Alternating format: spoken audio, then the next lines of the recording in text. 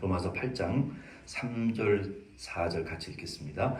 율법이 육신으로 말미암아 연약하여 할 수 없는 그것은 하나님은 하시나니 곧 죄로 말미암아 자기 아들을 죄 있는 육신의 모양으로 보내어 육신의 죄를 정하사 육신을 따르지 않고 그 영을 따라 행하는 우리에게 율법의 요구가 이루어지게 하려 하심이라. 아멘. 오늘은 성령의 18가지 사역 중에 11번째 성화 사역, Sanctification of the Holy Spirit, 성령 하나님의 성화하시는 사역에 대한 말씀을 우리 함께 나누면서 은혜 받기를 원합니다.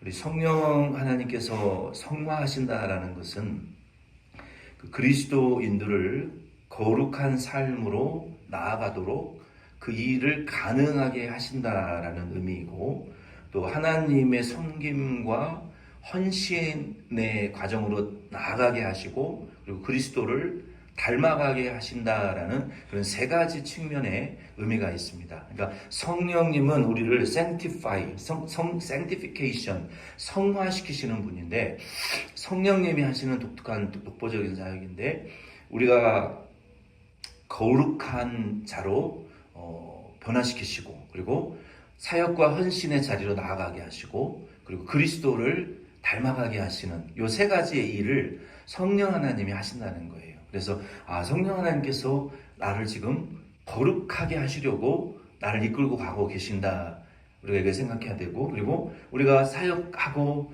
하나님의 교회와 성도들을 위하여, 이웃들을 위하여 복음의 내 믿음과 사명에 헌신하고 사역을 감당하게 하는 것도 그 성령이 우리를 이끌어서 하실 수 있는 일이고, 그리고 궁극적으로는 아이디얼리 예수 그리스도의 형상에 우리를 이렇게 올려놓기 위해서 우리를 성화시키시는 분이다라고 그 의미를 세 가지 측면으로 이해할 수 있습니다.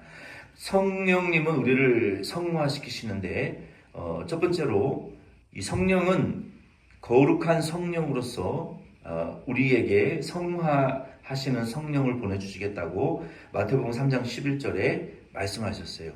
예수님께서 그 세례 요한에 의해서 전도 이제 증거를 받으실 때 내 뒤에 오시는 분은 예수 그리스도를 가리키죠. 세례 요한이 나는 물로 너희들에게 세례를 주지만 예수님은 불과 성령으로 세례를 베푸실 것이다 라고 하셨는데, 여기에서 말한 이 불과 성령이라는 것은 정결하게 하시는 불을 의미하는 거예요. 정결하게 하시는 그 불로, 뜨거운 불로 이 금도, 모든 금속도 이 재련의 과정을 통해서 순금과 좋은 금속을 얻어내듯이 불은 정결하게 하고 성화시키는 의미에서 그 불과 성령으로 세례를 줄 것이다 라고 세례 요한이 설명한 거예요. 그리고 성화는 성령의 아주 특별한 사역입니다. 이 말씀이 지금 데살로니가 후서 2장 13절로 제가 찾아왔는데 다른 말씀의 부분인 것 같아요. 데살로니가 전서일 수도 있는데 제가 다시 정정해서 알려드리겠습니다. 이 말씀에 보면은 주께서 사랑하시는 형제들아, 우리가 항상 너희에 관하여 마땅히 하나님께 감사할 것은 하나님이 처음부터 너희를 택하사 성령의 거룩하게 하심과 진리를 믿음으로 구원을 받게 하심이니 라고 말씀하셨어요. 그래서 성령은 우리를 구원하시고 성화시키시는 분이라고 말씀했습니다. 또 성령은 로마서 8장 3절로 4절 오늘 읽은 말씀에 보면은 그리스도인들이 성화되어지는 것을 향상시키신다, 그러니까 가능하게 하시는 분이 성령이라는 거예요. 여기 로마서 8장 말씀은 특히 구원받은 성도들에게 있어서 굉장히 영적인 생활에 아주 중대한 말씀입니다. 바울이 이런 고백을 했어요.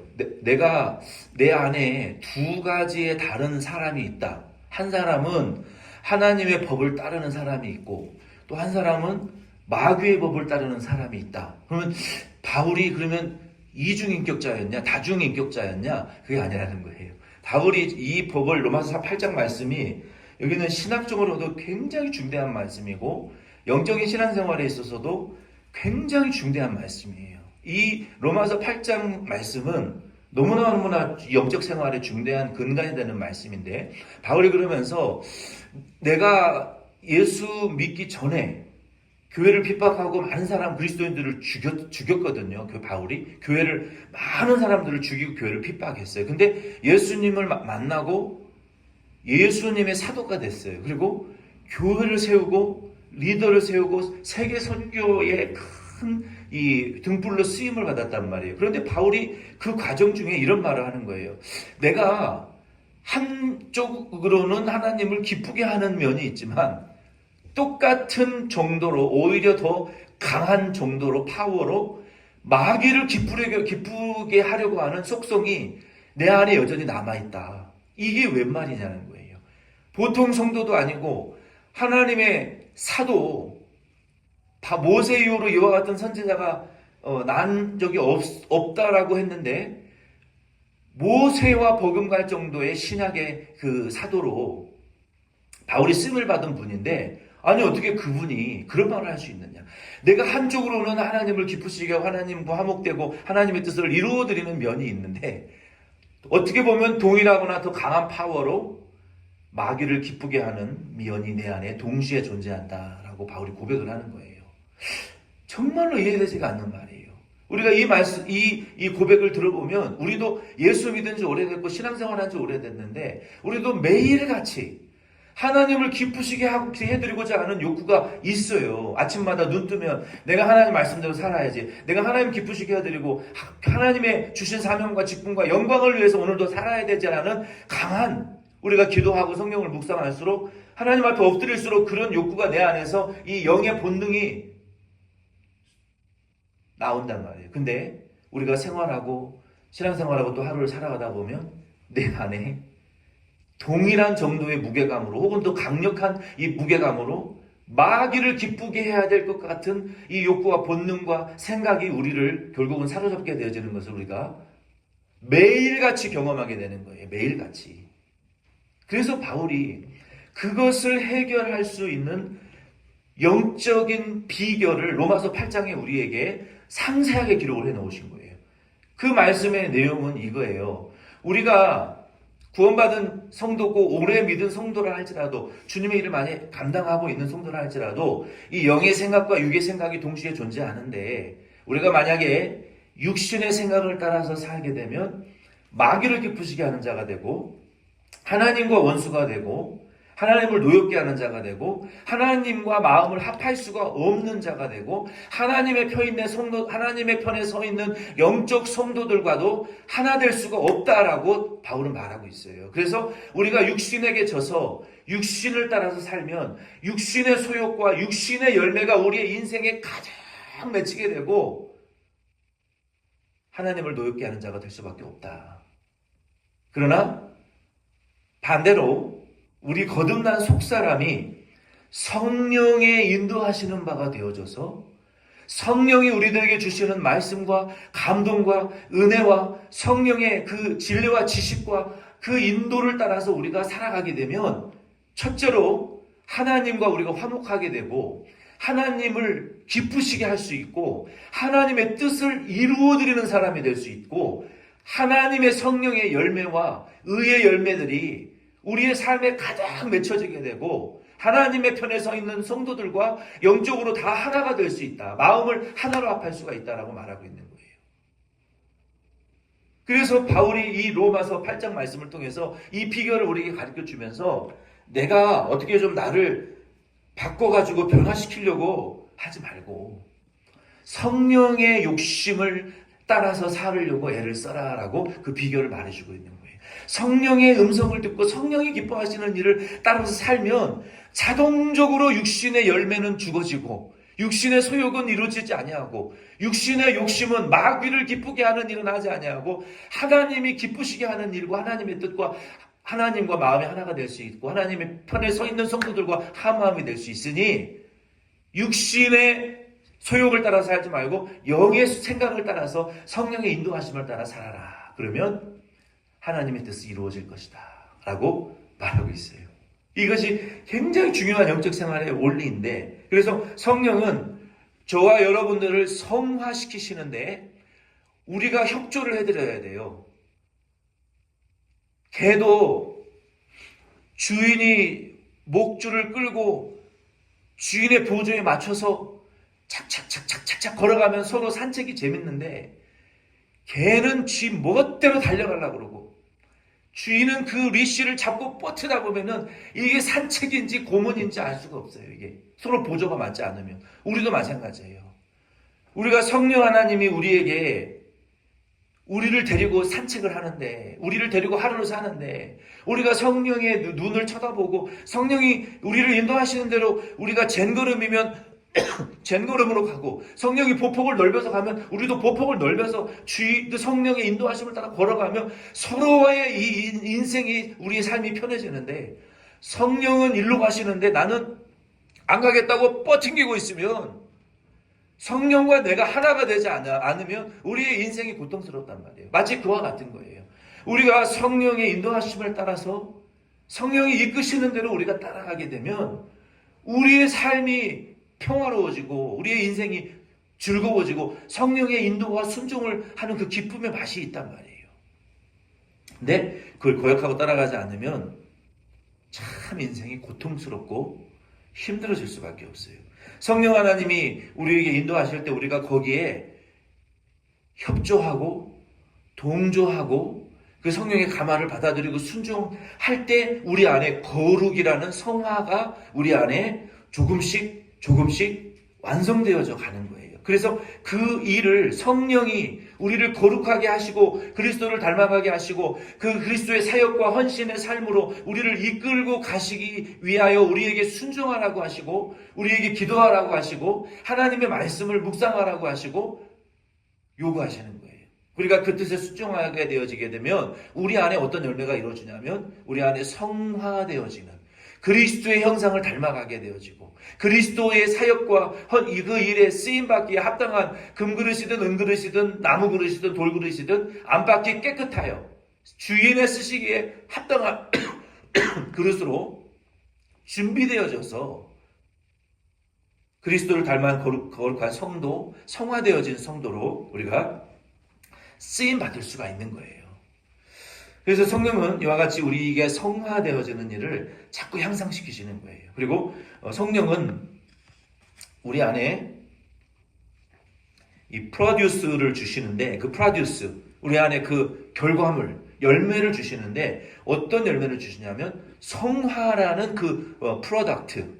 우리가 예수 믿는 프로덕트가 뭡니까? 예수 그리스도를 믿는 이 프로덕트는 성화라는 열매가 맺혀져야 되는 거예요. 그래서 내가 전에 저분이 옛날에는 정말 별로였는데 아니 시온장로교회 와서 신앙생활을 하시는 걸 보고 그분을 보니까 와 뭔가 달라졌는데 옛날 그 사람이 아니야. 내가 5년 전 10년 전에 알던 그 집사님이 아니네. 완전히 다른 프로덕트가 돼버렸네. 무슨 프로덕트요? 예수의 형상이 우리 안에 들어와져 있어서 그분이 예전에 알고 예전에 내가 그 생각했던 그분이 아니라 완전히 다른 프로덕트로 변화되어져 있는 거예요. 예수님을 닮은 성화가 되어진 성도로 다 바뀌어져 있는 모습을 보면은 얼마나 그게 좋은 열매인지 모르겠어요. 그래서 성령은 우리 안에 성화를 생산하시는 거예요. 고린도후서 3장 18절 말씀해 보면은 우리가 다 수건을 벗은 얼굴로 거울을 보는 것 같이 주의 영광을 보매 그와 같은 형상으로 변화하여 영광에서 영광에 이르니 곧 주의 영광으로 말미암음이니라 라고 말했어요. 또 갈라디아서 5장 16절로 18절 말씀해 보면은 성령은 우리 인간의 정욕과 육체의 본성과 이 반대되는 입장에 서 있고 더 놀라운 사실은요, 우리가 성령이 충만해지면요, 우리의 육체의 본능을 제어할 수 있는 능력을 우리에게 주십니다. 그러니까 잘못 생각하시면 안 돼요. 하나님, 내 마음속에 미워하는 생각이 아예 사라지게 해 주시옵소서. 그거는 성경적인 기도가 아니에요. 내 안에 여전히 미움이 있어도요. 성경은 뭐라 그랬어요? 너희가 마음에 분을 품지 말고 다음 날까지 그 분을 품지 말라라고 말씀했어요. 그건 무슨 말씀입니까? 분노할 수 있고 미워할 수 있다는 거예요. 근데 그 분노가 나를 사로잡을 정도까지 그 다음 날도 여전히 똑같이 분노하고 그 다음 날도 여전히 분노하는 상태에 빠져 있다 보면 우리가 분노가 우리를 죽이게 되니까 분노할 수 있지만 그걸 제어할 수 있는 능력을 갖추라는 것이죠. 그리스도인은. 그 능력을 누가 주신다고요? 성령이 주신다고요. 성령이. 내 안에 미움, 다툼, 시기, 질투, 음란, 도둑질, 살인, 간음, 우상숭배, 거짓 증거하는 말, 도둑질하는 말, 남의 것을 탐내는 마음, 이러한 마음들이 우리 안에 24시간 365일 우리 안에 가득 들어와 있어요. 지금도 나가지 않고 죽을 때까지 안 없어져요. 그러나 성령 충만한 사람과 충만하지 못한 사람의 차이는 뭐냐면 똑같이 그 욕심이 있지만 성령 충만한 사람은 그 욕심을, 육체의 본능을 제어하고 절제할 수 있는 능력을 성령이 주신다는 거예요. 아멘이십니까? 그래서 우리가 성령 충만을 받아야 되는 거예요. 그거 없으면 절제가 안 된다는 거예요. 멋대로 본능대로 산다는 거예요. 마음대로 죄를 짓고 산다는 거예요. 자기도 죽고 남도 죽이는 그 죄를.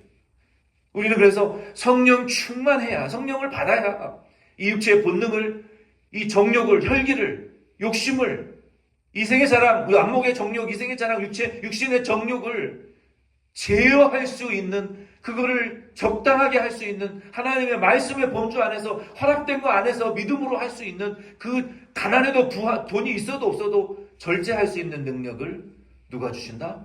성령이 주신다는 거예요. 성령이. 그래서 우리 성령은 우리 안에 그러한 성화를 생산하신다는 것이죠. 갈라디아 5장 15절로 18절 말씀에도 보면은 오늘 로마서 8장 3절로 4절 말씀에 동일한 말씀이 기록되어 있습니다. 그러면 마지막으로 성령 충만한 분들의 예를 몇 사람만 들고 오늘 공부를 마치겠습니다. 우리가 많이 알고 있는 분들 좀 빼고 다른 분들을 골라봤어요. 민수기 27장 18절과 신명기 34장 9절 말씀에 보면은 모세가 눈의 아들 여호수아에게 안수를 했는데 이 모세는 가나안 땅에 못 들어갔어요. 못 들어가고 후계자 여호수아에게 기도하고 그 리더십을 위임을 했는데 그때 하나님의 성령이, 지혜의 영이 여호수아에게 충만히 임했어요. 그래서 이 모세의 눈의 아들 여호수아에게 모세가 안수하였으므로 그에게 지혜의 영이 충만하니 이스라엘 자손이 여호와께서 모세에게 명령하신 대로 여호수아의 말을 순종하였더라. 그래서 그 지혜의 영, 250만 명이 넘는 이스라엘 백성들을 지독하게도 말 안 듣고 자기 멋대로 염소같이 들이받는 그 백성들을 가나안 땅으로 인도할 지혜의 성령을 하나님이 충만히 부어주셨더라. 그 성령 충만했던 여호수아, 그리고 누가복음 2장 25절로 26절 말씀에 보면은 성전에서 메시아를 기다리던 그 두 분의 할아버지 할머니가 다른 그 장소에 있었던 할아버지 할머니들이 있었는데 이 시므온 할아버지, 이 시므온은 할아버지였는데 성령의 감동으로 네가 메시아를 보기 전까지 눈을 못 감는다라는 계시를 받았어요. 그리고 여전히 성전에서 기도하는데 누가복음 2장 25절 26절 말씀에 보니까 메시아를 그날도 기다리기 위하여 하나님 여호와여 메시아를 언제 보내주시겠습니까? 라고 성전에서 기도할 때 성령이 그 위에 계시고 그리고 그 그리스도의 탄생에 대한 계시를 받고 그리고 그리스도를 높여 하나님을 찬양하고 이제 세상을 떠나는 그 시므온 할아버지, 성령 충만했던 할아버지, 또 안나 할머니, 성령 충만했던 안나 할머니도 메시아에 대한 계시를 받고 늘 기다리고 성령 충만했던 분이었어요. 그래서 이 안나 할머니와 시므온 할아버지들은 우리 시니어 분들이 이 성령 충만과 중보 기도자의 아주 모범이 되는 분들입니다. 또 사도행전 6장 1절 7절 말씀해 보면은 예루살렘 교회에 밥 나눠주고 옷 나눠주고 돈 나눠주고 음식 나눠주는 구제하는 일 때문에 베드로, 야고보, 요한이 설교 준비할 시간이 없어가지고 도저히 안 되겠다. 우리가 7명의 집사를 세워서 교회를 청소하고 구제하고 옷 나눠주고 밥 나눠주고 건물 관리하고 헌금 관리하고 이 일을 감당할 7 집사를 선택하는데 사도행전 6장 1절 7절 말씀에 보니까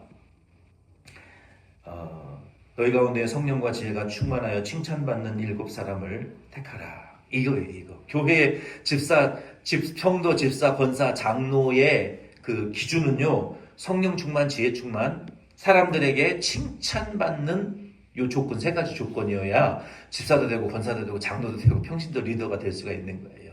지혜 충만, 성령 충만, 그리고 사람들에게 다 칭찬받고 존경받는 분이 되면 전도는 자동으로 되기 때문에 그러한 7을 택하여 그들이 이 모든 교회 행정과 일들을 맡고 베드로, 야고보, 요한은 오직 말씀과 기도하는 일에만 힘쓰겠다라고 말했는데 그 중에 마귀가 하나 있었죠. 누굽니까?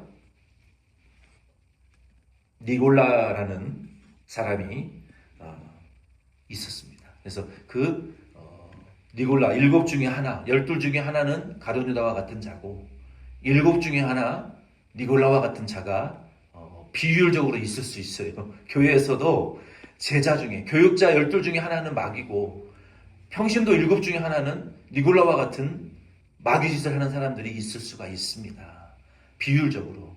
니골라가 결국에는 대적하고 하나님의 교회를 핍박하고 가룟 유다도 결국은 예수를 잡아 죽이는 택도판 받지 못한 자였어요. 그래서 이 집사 중에도 이 성령과 지혜와 인정받는 성령 충만했던 분들이 있었고 또 바나바도 사도행전 11장 24절 보면은 평신도들로서 착하고 성령과 믿음이 충만한 분이었습니다. 바울과 그의 일행도 마찬가지였고 그래서 우리는 이와 같이 성령이 우리를 성화시키시는 일에 우리도 협조해드리고 우리 안에 협조하면 성화의 열매 그리스도의 사역에 쓰임받는 열매, 예수 그리스도의 형상을 닮아지는 이 성화의 열매들이 맺혀진다라는 것을 오늘 말씀의 마음으로 새기시기를 부탁을 드립니다.